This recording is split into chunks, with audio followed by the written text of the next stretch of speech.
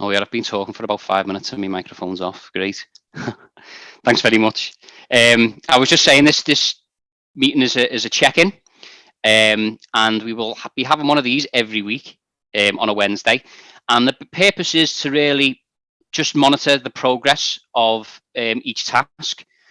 It's for anyone to share any findings they found or any interesting insights that they've made, and also just to basically ask any the task leads any questions, ask me any questions, and just make sure that we're on track for when for the Saturday calls, so when we can present the results of the task.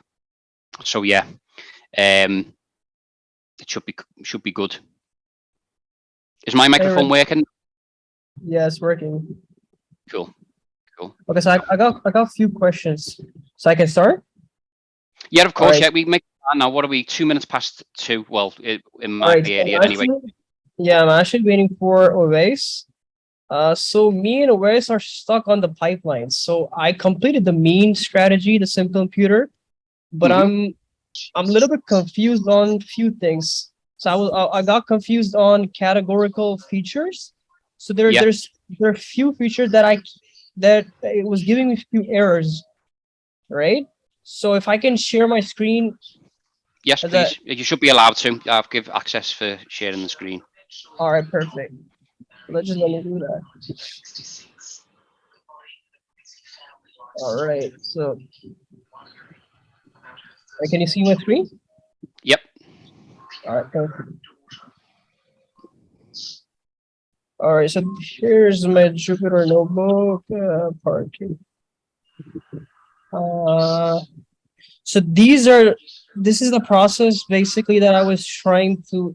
I was using I use simple computer, standard color. On categorical process, I use simple computer and one high encoding.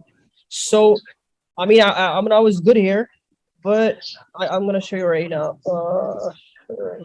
So okay, so right here. So I was just applying. I was implementing pedestrian crossing physical features and weather condition. It was just giving me error. So I don't know, like how.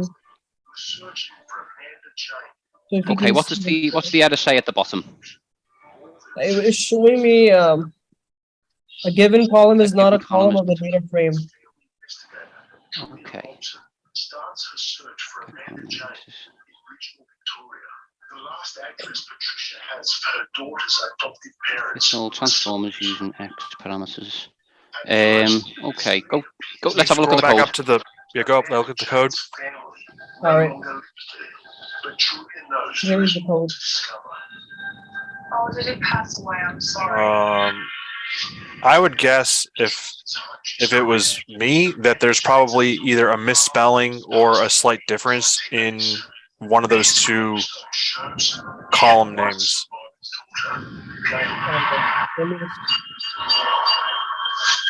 Following the trail from country Victoria, Julia confirms that Gail is the new first name given. Yeah, I would try. It's basically saying that your it can't find that particular column in your X-train data. So print the X-train data and see if it's actually there. It's saying it's not within the data frame. Queensland or Victoria. The last address to investigate was in Tasmania, and it's here we found her. What we now know is that Gail is 51 and grew up in a happy adoptive family with 2 brothers. Okay, so Rich, I got a question right now. So like, am I doing right? Because like, if you see right here, so this is the process of creating pipeline. So, so like, I want to know like if I'm doing right. That is this the process or that's correct. Yeah, you've split the data and you're inputting imputation mean. Yeah, it looks good to me. It would be handy if you share the notebook as well, so we can take a better look. Also, you mentioned you've used one hot encoding for some of the categorical variables. How has that affected the data set? Let me show How many you columns has it resulted in? If you can. Okay, so this is so me and Oves were doing it, right? So let me just like, Oves is here. Oves. Oh, he's not here. Okay, so me and Oves are working together, so he Yeah. can do better on that. Okay, no problem. Yeah, It's only let me, because yeah, when you use one hot coding, and you've got, we've got a number of different columns with with the categorical variables, and it's going, yeah, if you use one hot encoding, it's going to significantly increase the dimensions of the data set. And it's going, those extra columns, a lot of them are going to be, it's going to contain a lot of zeros. And if we input that straight into a model, say, yeah. it's going to, the loss function is going to have quite a difficult time reading that. And I think, a learning gradient, it might make it a bit flat. So Mhm. I would, as well as doing the one hot coding alongside, I'd probably Label try encoding. something called frequency encoding and target encoding as well, and see how that affects the data set. Okay, I'll share some resources on that I've got. so It's just, it is a vast data set anyway. yeah. So I will try implement frequent encoding and Yeah. label encoding as well. Yeah, it's just to experiment. It just to Yeah. experiment. Frequency encoding and target encoding as well. But yeah, so that error, if you are able, I'd double check, because you're fitting it to the X train and Y train. It's basically saying, float string. Okay, let me send you the let me send you yeah, the yeah, go notebook. on, yeah. Yeah, just let me send you the notebook because it's gonna be easier for you to understand. Hmm. Okay, so I will send you in on knowledge sharing. Yeah, Okay, please. Everyone can take a look then and come up with some suggestions. let me But let me in stop. terms of go on, sorry. Yeah, sorry, my bad. I was actually like I will just send right now. Uh, hard to see. Yeah, it looks like the error with it was saying the column is not part of the data frame. It might be a spelling issue, as Michael said, but Might I'd be. print X train as well, because it's fitting on that. It Mm-hmm. looks like that might have been excluded for some reason. And if it is, you can backtrace it then and see what's gone wrong. It looked like when you scrolled through that the missing column name is now gone and it's been replaced by a different error, which we'll have to take a look okay. at. Yeah, we'll take a look at that. That's not a problem. Yeah. So Vivek, when you inputted the mean, you can apply that only to numerical feature, right? Yes. Yeah. Oh yeah. So Wes is here. So Wes, I mean can you speak right now? Yes. Okay. So Uh, can you explain the error to Rich? yeah, so I implemented a column transformer and a numerical transformer separately for dealing with numerical and categorical features. And then I tried to one hot encode the categorical feature. So most of the features are like they are working properly with no Hmm. generate.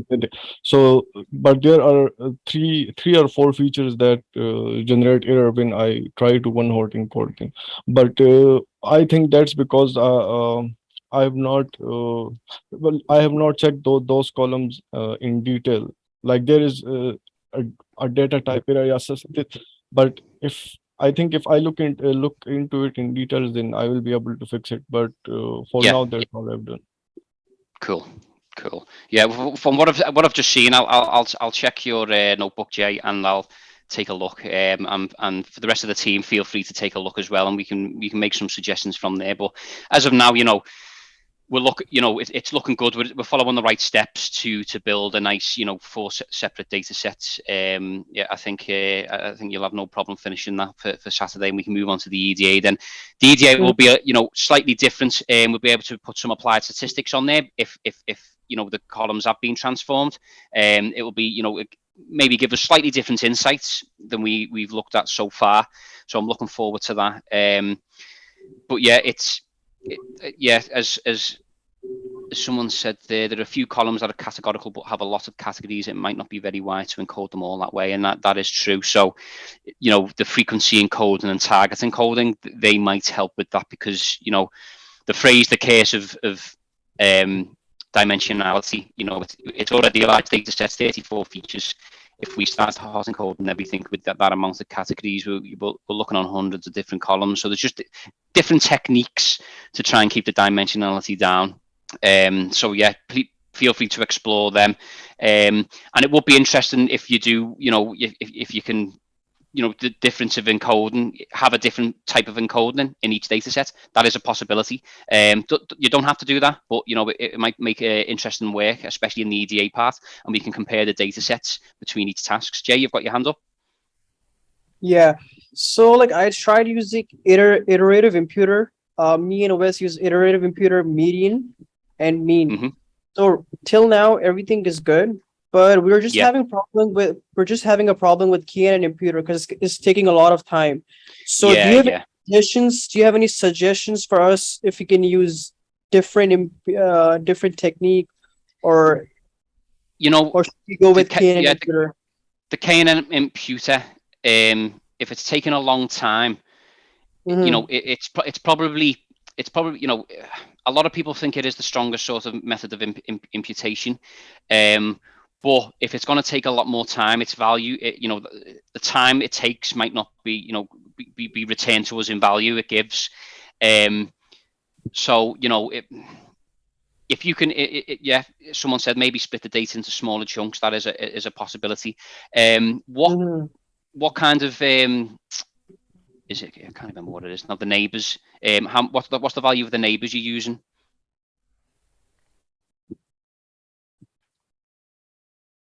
It's 2, sir. Usually, 2. 2. Yeah, that's it. Yeah. So it's going to take, because usually your default and like a good starting point position is 5. If it's taking a long time with 2, it's going to take a longer time with 5. So yeah, I might, you know, if we're not going to get the value out of it, I'd drop it for something else. Like I'll experiment with something else.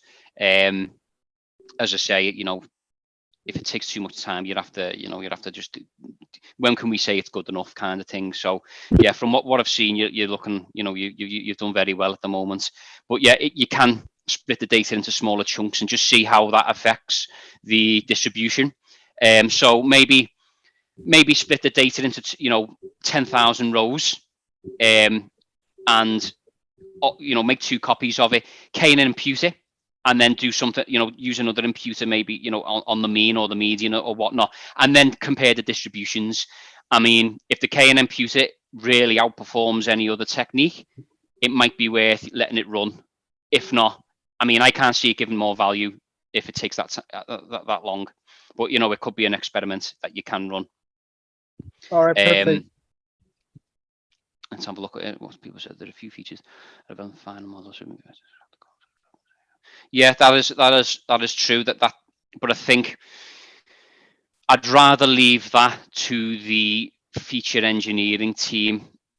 I'd rather have them have the whole data set and think, you know, what is most important. But yeah, that would make sense, because I mentioned in the chat in the Slack a couple of days ago, what we think intuitively might not match up to what a machine learning model would see as important.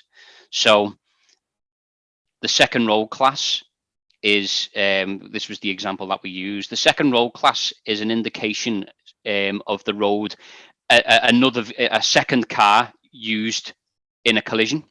So intuition says that would be an important feature, especially if they've crashed at a junction.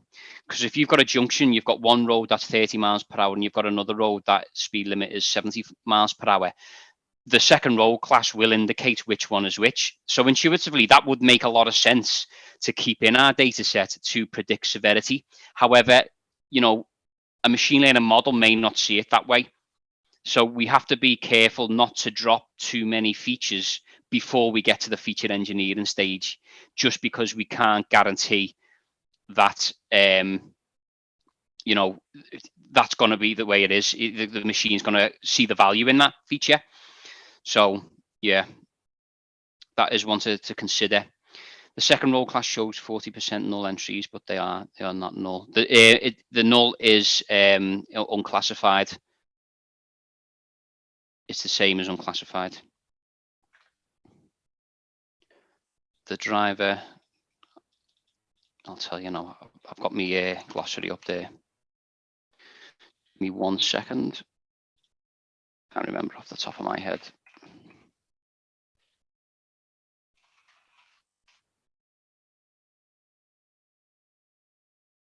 So that's what it is. The IMD is the index of multiple deprivation. So that is the financial background of a driver. The sort of, it's used to sort of indicate, track habits of drivers maybe. Is someone in a very valuable car likely to speed and things? It's that kind of analysis. Whether it's important to the model, we don't know. I've just got a notification with someone with the hand up, but I can't see who it was. Yeah, it's me, Benjamin. Oh, hello. Hello. Okay. I wanted to ask a question concerning one of the columns, the LSOA of accident location. So it had some missing variables. Do you have an idea how it will be imputed? Because I know it should correspond to the latitude and longitude. So do you have an idea how it will? Yeah, that's going to be a difficult one, as someone has already said. Thousands of categories. It would be what I'd probably do is let me think what I would do with that one. I think the best way to that would I'd probably create a separate data set with that and extract them, because they will be important. But for the imputation, we need that for the geospatial part of the project. Yes. Obviously, because we can plot them. Do we need it for predictions?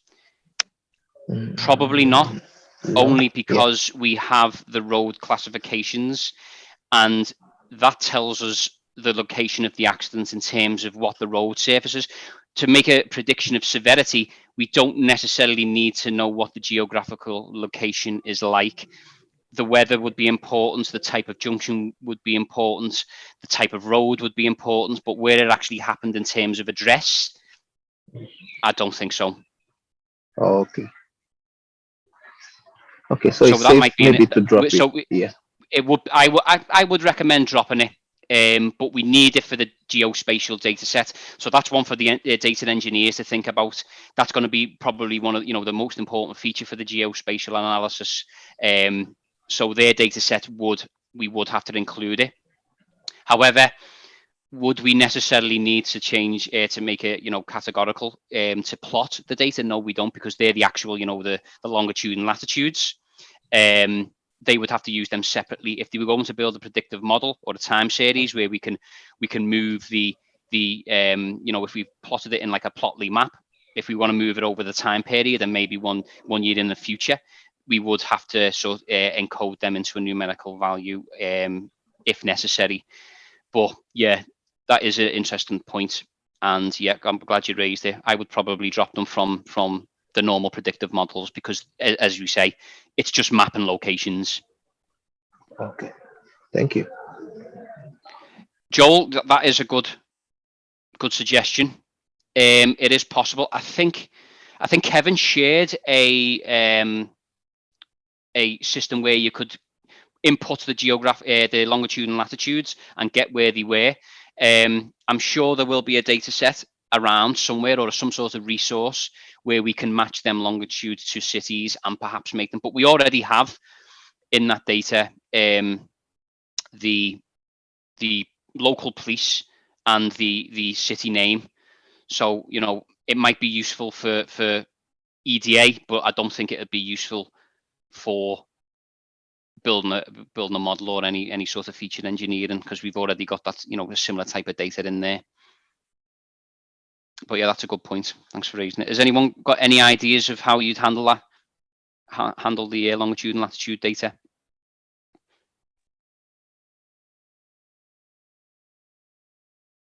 No, cool. I mean, let me see. I think one solution might be, since there's only I mean, it depends on what the level of accuracy you're looking for longitude, latitude data is. Like, are we looking at the street level, or are we just looking to get it into like the city? If you're looking to get it into the city, the city or town level, there's a relatively lower number of those, you know, objects. You might just be able to essentially make like a lookup table for it, like get all the latitudes, longitudes, and then just any of them that are blank, whatever the latitude and longitude is for that city, just assign it. Yeah.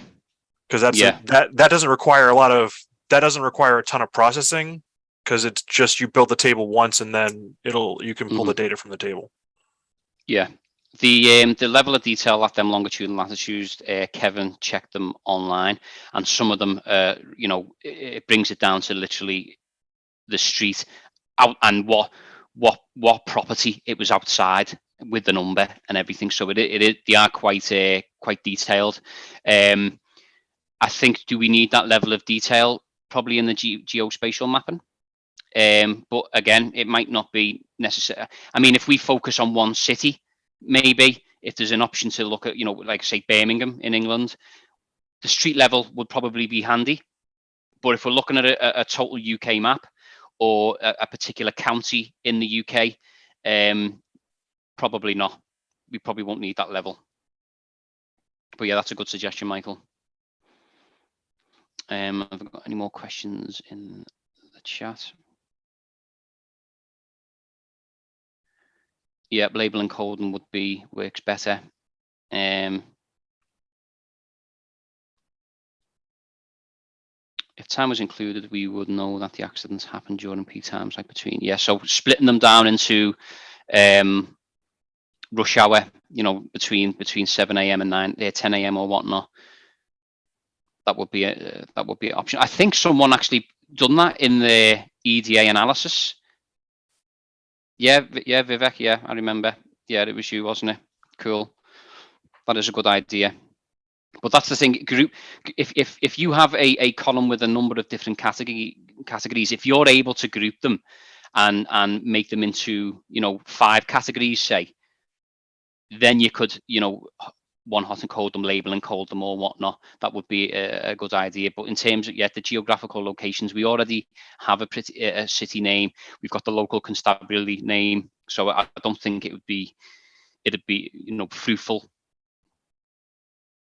I would drop them from our first 3 pipelines, apart from the geospatial.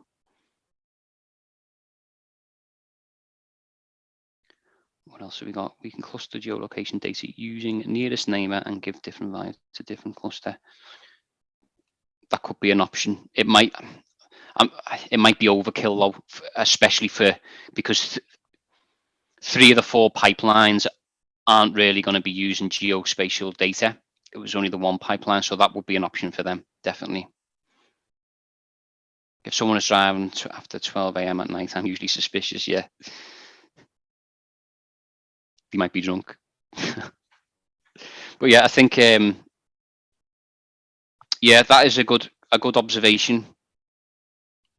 Locations around certain areas such as schools and hospitals, other areas where the people come in at rush hours, that would be good for the EDA part. If we could map the geolocation to the nearest sort of landmarks in terms of schools and stuff, and see how, do people drive more carefully around schools and hospitals? They should, but it'd be interesting to see that. That's a good one for EDA, certainly. But in terms of the 4 pipelines that we need to have created, I think, from the discussion that we just had there, I think having the geospatial data, the longitude and latitude data, dropped from the predictions, the severity prediction, the what else have we got? My mind's gone blank again. Where are we? Yeah, so the geolocation, we won't need it. We won't need it for the predictor severity, the time series analysis, and the vehicle analysis. But the geospatial heat map and the time series prediction within that, we would definitely need that. So that might be the pipeline for the geospatial heat map might have the raw data without any of the longitude and latitude, and then maybe provide that data separately and it can be mapped in, or just keep it in and just leave them particular columns untouched, and it can be explored through the by the leads of the EDA and feature engineering part of the geospatial heat map project pipeline. Sorry, but I would, I'd be more than happy to suggest to drop them from the RTC severity and the time series analysis and prediction, as they probably, they won't be needed. Is everyone on board on that? With that one? Someone's raised their hand again. Sorry, I can't see. I don't know why it's not. Let me see. Yeah, it's me. Oh, Dhananjay. hello. Hello, good evening. My doubt is I cannot understand how we need to proceed, because what was the timeline? According to timeline, this stage was about pre-processing, or what I thought it was about data cleaning. And what I can see is that everyone is jumping directly into EDA. And Yeah. So is this approach correct? Because this was I didn't do anything because of this, because I thought I need more clarity on this data set and how to clean it. Once we are Go on, sorry, you can finish. once we are done with the clean data, then we can go for the EDA, and then for the training and prediction process. So yeah, a lot of people who have provided EDA insights, that was only on the back of when we first met after the kickoff. I told people just to explore the data on themselves. Don't really do any sort of processing. Load it into Power BI, load it into Tableau, just to get a feel of the data.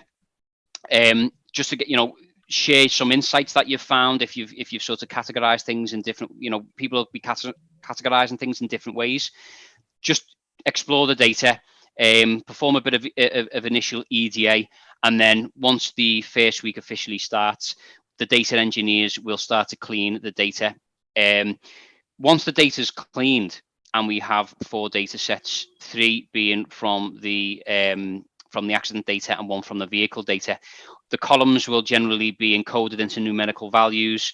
The missing values will be imputed, and the EDA of the pipeline tasks will be probably quite different, and each part of the pipelines will do EDA in a different way, because at the end of the day, each sort of pipeline wants something different in as output, so they will examine the data differently. So that will, that's going to make it quite interesting. But everyone was putting together sort of, sweet visualizations just as an initial exploration. It's not going to bear much on the next couple of steps in the EDA for the EDA stages in the pipelines, because, as I say, all the the features are going to be in numerical. There isn't going to be any sort of geospatial data in 2 of them. So yeah, that's the main reason why you've seen a lot of EDA. It was just an initial explanation, just to let beginners get a sort of the head around what's in the data, what it looks like, what sort of are the target classes imbalanced and whatnot. And that was it really. So yeah, this part is the data cleaning part, and that is being led by Vivek, and OAS and Jay are working on that as engineers as well, and they're responsible to create the 4 different data set pipelines by the end of the week. I hope that answers your question. Does that make more sense now? Yes, Cool. Now it makes sense. And one more thing I forgot need to ask. mention. Yeah. I forgot to mention as well. I spoke to Kevin, and if you are a lead, or if you are a machine learning engineer within the pipelines, once you're, if you're responsible for EDA, once you've done your EDA, that doesn't mean your sort of task is over. You can contribute to the very end of the project. You don't even have to contribute in your own pipeline. Please explore other pipelines as well. Only because you get more of an insight. If something takes, if you look at the geospatial and you haven't done much of it before, or you haven't really seen of it, feel free to contribute in that pipeline as well. You can contribute in as many pipelines, and I'd probably recommend it, to be honest with you, because then you'll be able to understand the project in a broader scope and see how all these different pipelines will come together in one particular solution. So, once your task is over, that doesn't mean your job's over, kind of thing. Feel free to jump on board, make suggestions for the next stages. Just get involved as much as you possibly can. I can see another hand raised. Dunya, is it? I still have. Oh, go on. Sorry. I still have. Go on. So next thing is that we have to do this analysis on this Jupyter notebook, or we have to use some other tools like PyCharm or VS Code. That is entirely up to you. I would recommend using Jupyter or Google Colab, only because it's easy to manage. I think you can rerun your code as many times as you want. If you make errors, you don't have to rerun your whole notebook, your whole coding file again. I would, I build most of my models from scratch in Jupyter, and then if I need to transfer them over to a Py file or whatnot, I'll do that. But generally, for beginners especially, and for sort of testing your code and trying different things, Jupyter Notebook and Google Colab can't be beaten for that sort of accessibility. So yeah, but it's up to you. It's whatever you're more comfortable with. Mm-hmm. But I think in industry, this PyCharm or VS Code, these two are the standard. They are used. Absolutely. Yeah, they are. Yeah, I mean, a lot of the deployment models, they'll be based on full Py files. The only exception really that I use quite a lot is Databricks. You can deploy notebooks from Databricks, which is quite good. For the same reasons as Jupyter Notebook and Google Colab are good. You can break your code down and reiterate certain parts over and over again if something's not working quite right, and see how it affects the code further down the line. But yeah, generally we don't really use notebooks to deploy. But I think to be quite honest with you, I think it's with the implement. A lot of companies now are using Databricks, and you can do it there. So I think a lot of it's slowly more and more people are deploying from notebooks. But generally, right now notebooks are good for development. So what we can do at this stage, we can decide that where we have to move with either this notebook or PyCharm, so that there should be a synchronism with everyone. I think we should do that. Yeah. It would be useful, definitely. Well, yeah, I'll speak to Salman about that, and we can, we could put together a session about using Jupyter and transferring it over to, say PyCharm or Spider or whatever anyone's using. Yes. Definitely, yeah, it is good. And because when we get to the deployment stage, there's a number of different ways we could use for the deployments as well. And preparing your code from a notebook into maybe a modular, a set of Py files, for example, that can be quite tricky. So I think we probably do a session more closer to the model development phase as well. We do have the people who are leading and the ML engineers on the deployment section. They seem to be quite experienced in what they're doing. So that would be, we could sit all to, organize a call where we all go through it. And Salman can also host separate calls through the week or at the weekend or whatnot to show that process, because it can be quite tricky, even for someone who's got quite a lot of experience. Yes, because this modularity thing, what you have just said, we cannot achieve it with this this Jupyter Notebook or Google Colab. Yeah, no, it can't be done. It will have to change. We're not going to be deploying on Databricks or nothing like that. It'll probably be some sort of cloud solution. So we will have to change the code and upload it to a modular format to put into the cloud and use maybe a inference cluster like Kubernetes or whatever we think is the best. But we can discuss that as a team at the time. Cool. And one more thing, I was going through this in the book, and it has said that in order to deal with this huge amount of data set, we have two techniques like batch learning, and one is Mhm. online.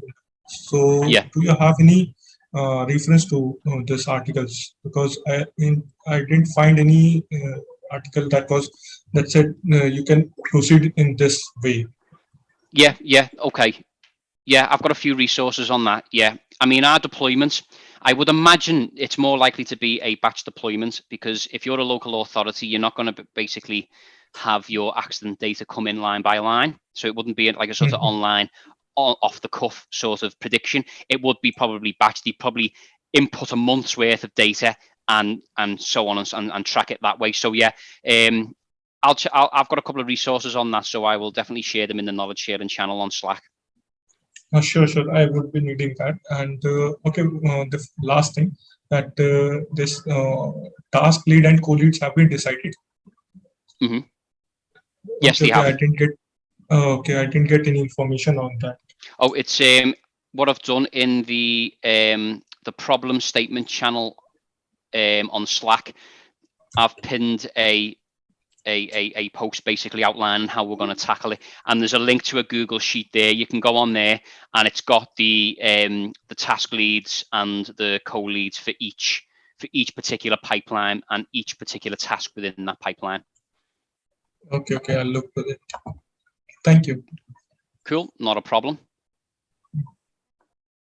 Dunya, is that how you pronounce your name? You've got your hand up. Yes, exactly. It's Duria. So, hi everyone. Hi, Rich. My Hello. question is about what kind of outliers can we face in this kind of data sets? Well, that's a good question. Outliers. Yes. You can define an outlier as being, it's out of a certain range within a data distribution. However, outliers in our data set, you would probably need a lot of domain knowledge, but I don't think we're really going to have any massive outliers in terms of what we have in the data, unless there's unusual sort of high levels of casualties. Say if there's like a 2-car collision and it has 100 casualties, that to me would seem a bit suspicious. But could I actually rule that out as being a outlier? Probably not, because it probably, it could happen. It would need more investigation. Do you know what I mean? This is, yeah, please give some input. Is it? Dhananjay, it is Dhananjay. Dhananjay. I'll remember it. No issue. So there is something called as 5-number summary. With this, you can detect outliers. So that would be an easy thing. And exactly, Rich has said that you need to understand the data. For example, I was going through this column in which the age was mentioned, and I saw that there was a category of 0 to 5 and 5 to 10, and it is very much obvious that none of the driver would be having age of 0 to 10. So that is of no use. So you need to have two things. You need to have two things over here. That the domain knowledge is very much important over here, and the statistics we need to apply. We need to see that if we have a numerical column, then we need to make the histogram of that, and obviously the one which the data that will be lying on the tail side. We've got 10 seconds left. Just refresh this, and we'll jump back on. We're about to run out of time. Sure. Cheers. Sure. Okay, we are back.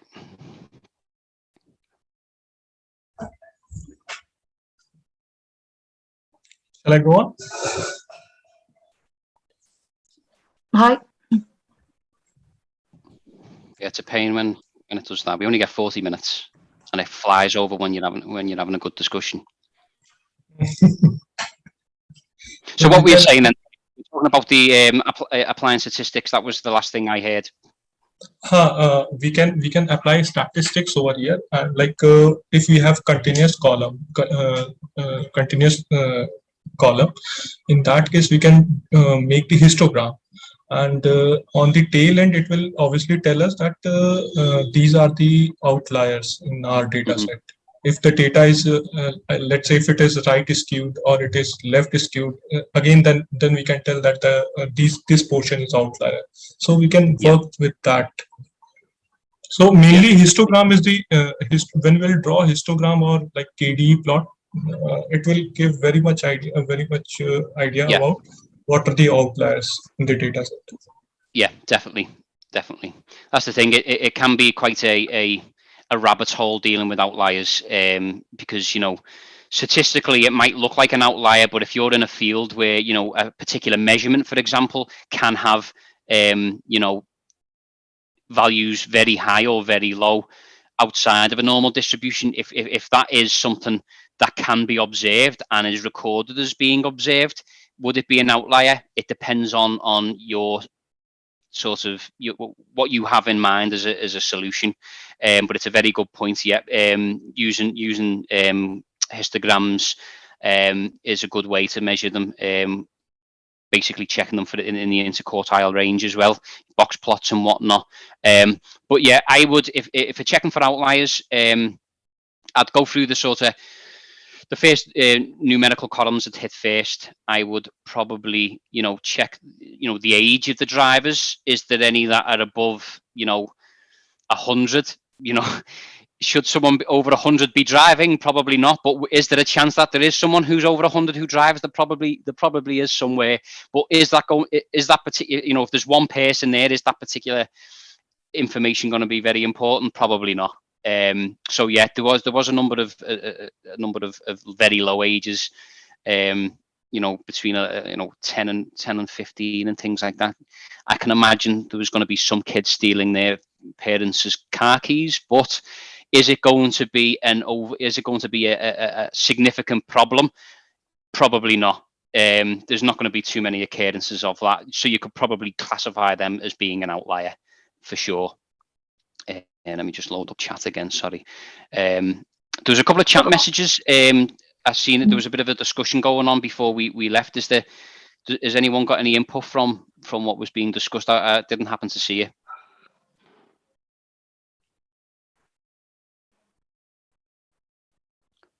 Well, my guess accident data is unique for different accidents, but I've seen many duplicate accident values. Even accident index value occurred more than 7,000 times. Now, that's an interesting observation. We do have, I know there will be duplicates in the vehicle data accident index because each vehicle involved is assigned the same accident index value. So it looked like my 5-year-old granddaughter drove me around in a John Deere on a Sunday over 30 miles per hour. Well, you'd be an outlier. You would be an outlier. But yeah, the accident index value is quite an observation. If there's going to be a multi-car crash, there's going to be more than one accident index in the vehicle reference. But if there's 7,000 accident values, was that in the accident data or was it in the vehicle data?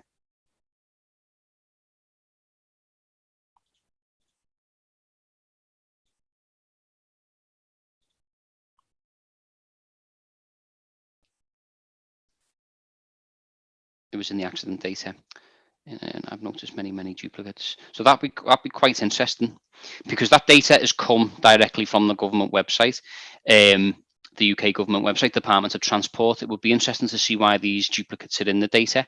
It might be an idea to single them out, extract all them duplicate values, say the ones with 7,000 times, take all that information out and analyze that separately and see what's causing that. Is it referring, there shouldn't be 7,000 lines of the same accident. Does it have different sort of, does it have different information along the rest of the features? I'd check that out. Definitely want to look into. Can we convert age of driver to find the age of driver's age? Yep, that can be done. If you don't want to handle the driver's date, convert it. You just simply take today's date or today's year and extract their year and get the driver's age. That would be a good idea, to be honest. The data and its characteristics. So which analyzing and visualization plot should we be used to proceed for actions? If there's a number, For quick sort of visualization, I use SweetViz. There's the Pandas extension we can use for quick visualization. Or you can split the data and visualize it using Seaborn or Matplotlib. There's no sort of recommendations, whatever you're more comfortable with. But that accident data, that accident index being duplicated is very interesting. I'd hope someone would like to explore that one. Dunya, you raise your hand. Yes, I have another question that is about what is expected from us exactly in this week, because I'm a little This bit week, confused. Yep, this week it's all about the data engineers. So we've got Always, Jay, and Vivek, and they are the ones who are finalizing 4 data sets we need for the pipeline. So they're responsible for all the imputation, all the encoding and whatnot. They're the ones ultimately responsible for it, and they will be presenting their work on Saturday. Okay. Yes. So in the meantime, everyone else in the group can, have an open discussion with within the data engineering channel on Slack, just to share ideas, make suggestions to the team about what can we include in the data, various techniques, of imputation, discuss all that kind of thing. That's what the group's purpose is at the moment, is to support the data and engineering team to make the right decisions and make some good decisions and make sure everyone's suggestions are heard. As I say, there's as we've seen in this call, there's a million different things we could possibly do and techniques we could try out, but unfortunately we don't have the time. So we need to make it quite simple and quite concise, and so that feel free to make suggestions and work with the data and engineering team. If you can, keep most of your discussions within the data engineering channel, just so everyone else has got visibility. I imagine there's going to be a lot of sort of duplicates ideas and things, but that's absolutely fine. But it's up to the data engineers to figure out what's useful to them and what isn't. Okay. So we can explore the data in meantime. And Oh yeah, some absolutely. insights? Yep, And we share absolutely. insights through which Yep. channel on Slack? For the time being, I would keep the insights into the data engineering discussion. Feel free, if everyone can download the data set and make their own explorations, try their own experiments, try and, a couple of imputation techniques, or, whatever you feel necessary. And if you find something quite interesting, share it with the data engineering team, and they will take on board that. And if they think it's a good idea, they'll implement it. And if everyone can contribute, at the end of the day, we're going to have stronger data sets. Everyone's going to have a much more better understanding of the data, and that is key to building a successful project, is understanding the data. I wouldn't rely on anyone else to provide the insights, because it'll be more difficult to learn anything. If you get stuck in, it will pay off in the long run, at a much higher rate if you just observe, if you know what I mean. So just to be sure, Google Colab is enough for this project? Yeah, Google Colab's enough for the data pre-processing, the EDA, the feature engineering, and the model building. Google Colab is more than enough. The only time we'll be stepping outside of Google Colab, it will be the deployments. But we'll discuss that closer to the time. But everything else up to that point, Google Colab is absolutely fine. Okay, thanks. No problem. In the vehicle data set, we have a record of only vehicle-related data involved in the accidents. So for predicting the likelihood of a collision, are we doing novelty detection here, single class? Yes, we are. The purpose of the vehicle data is to build a model which can, well, we could create a dashboard. Is what I had in my mind, was create a dashboard with the sort of summary statistics of the vehicle data, so we can identify, what are the most common vehicles involved in collisions, what sort of demographics are involved in the most collisions, and based on them sort of insights, can we predict the likelihood of someone, a particular cohort, being in an accident? If we can, could we then change some of the data to experiment So if we find that, you know, a 25 to 36-year-old, to those who are involved in most accidents, and they are mostly driving above the speed limit, if they're mostly driving on a 30 miles per hour road and they are in a Ford car. Now, if we change some of that data, if we change, say, Ford to a Vauxhall or a Range Rover, a Land Rover, will this affect the outcome of our prediction? It's, you know, it's one of them things. It's quite difficult to predict that sort of information, but I think it would provide interesting insights which we could discuss. Would I guarantee that the prediction is accurate? No, because there's so many different sort of you know, circumstances that could lead to a collision. But it would be an interesting insight if we could experiment with things like that. You never know what it would bring. Hi, Rich. I've shared my notebook in Slack. Hope my approach today. Yep, Lavanya, I've seen that. Yeah, good work. Very clear, and there was some interesting insights from there, which will be, you know, which can help the data engineers, you know, put together their data pipelines for sure. Hi, Rich. Should we balance the data set this week, or should we clean the data set to make more suggestions? See, yep, the target variable of prediction severity, very, very imbalanced. Now, I would probably start to deal with that in the feature engineering side, because you are, you know, if we're going to use something like oversampling or undersampling, that is feature engineering. We are artificially inflating or deflating some of the feature values. Is it necessary? Is it 100% necessary? No, but we have to be very careful with the metrics we evaluate our model on if there is a target class imbalance. We would have to use, you know, we couldn't use accuracy. It would be pretty much meaningless. So we'd have to use something like, you know, an F1 score, which is a balance of, what's the word? A harmonic balance of precision and recall. It would entirely depend what we want to predict, but we certainly couldn't use accuracy very well. I think that one is more of a debate between when we start the feature engineering side, and it would be interesting to see the, you know, different methods of handling that and how it would eventually, you know, if we use oversampling and artificially increase the classes that are underrepresented, how would that affect the model performance? That would be a very interesting one, and likely with the undersampling as well. But a key there as well, when you're splitting the data, you'd have to make sure your data is stratified, the target column is stratified, so we get a equal representation in the split. So yeah, there's a number of different things there, but I would, you know, if in industry, I'd probably leave that to feature engineering, because that again is another rabbit hole which will need plenty of discussion between everyone on the project. But yeah, I'm glad you've raised that point. Yeah, Vivek. Yeah, I read that. On the F1 emergency was around. Yeah, cool. Smoke technique, absolutely. We could use that.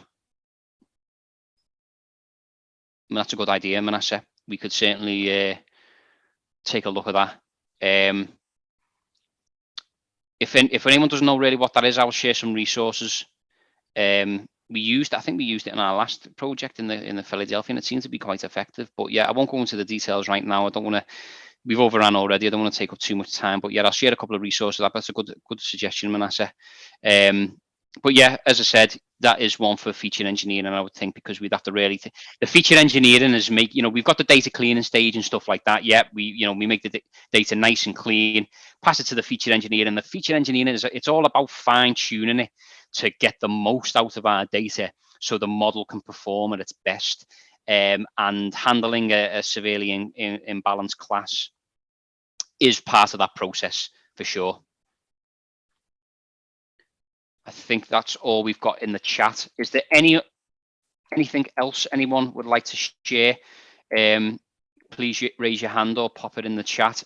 But in the meantime, just so everyone's on the same page, the next couple of days, make sure you suggest various techniques within the data engineering discussion.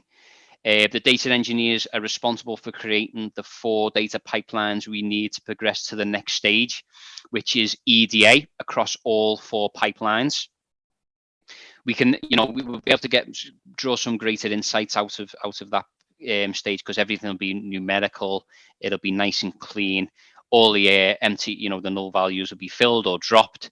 So yeah, it's up to them. So if you can, guys, support the data team as much as possible, chip in as much as possible, because it is a big task and it is a big ask. But if you can support them in any way possible, check the errors, help them out with a couple of the techniques, and do some experiments on the side and report your findings, I'm sure they'll greatly appreciate everything. Yeah, Joel, the next step is EDA, and the EDA will run separately again over the 4 different pipelines. The EDA, what we've sort of seen already, as I've said, it was just a very brief and simplistic overview of the data, just to get a feel for what we're dealing with. So none of them insights really will count for nothing until we get the data clean, until we get it into a numerical format, and then the next part of the EDA in the individual pipelines, that's when we'll start to see some real insights, some real trends within our data.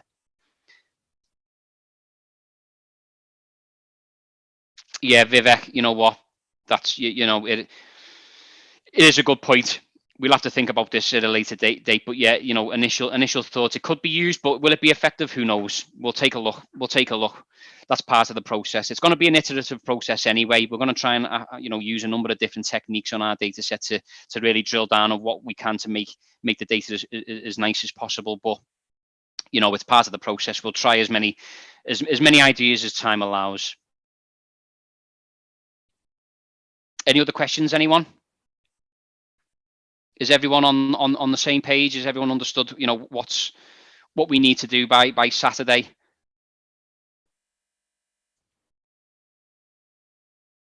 Cool. I'll take the silence as golden, and thanks very much for replying in the chat as well. In the meantime, if you have any sort of questions, give me a shout. Either DM me or just tag me in a message in any of the channels. I spoke to Salman yesterday, not yesterday, the day before. He's recording some videos about some data pre-processing tasks, and he's going to share them to the group, just to have the beginners understand what has gone on so far. And he's also going to be hosting a couple of side calls as well. So keep an eye out on them. As soon as I get any sort of date confirmed, or date and time confirmed in concrete, I'll share them to the group. Salman's a fantastic teacher, and he will, we'll walk through it, and we'll also organize some channels with me on there as well, just to make sure everyone who is a bit unsure is up to speed, because we don't want to leave anyone behind. Yeah, yes, Joel, that's it. It'll help a lot of people. We want everyone to contribute fairly. We want everyone to be on the same page, and make a valid contribution. There are a lot of null values. I'm wondering if it's okay to remove the rows of missing data in the vehicle data. Yep, if it can be. Large data sets, you get a little bit more leeway on them. If you've got a million rows and 5,000 of them in a particular column are missing, yeah, I'd drop them. It's going to have little impact.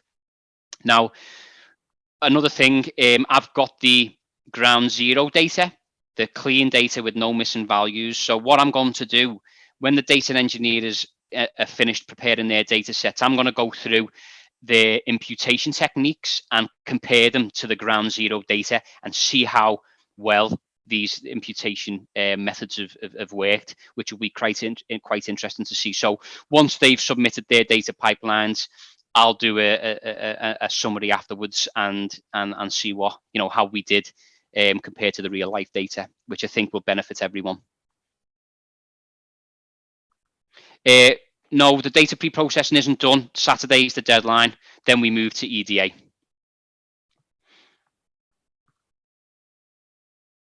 Cool. Okay, I'll tell you what then, we'll leave it there. I'll let everyone get back to their days. I don't want to eat up too much time.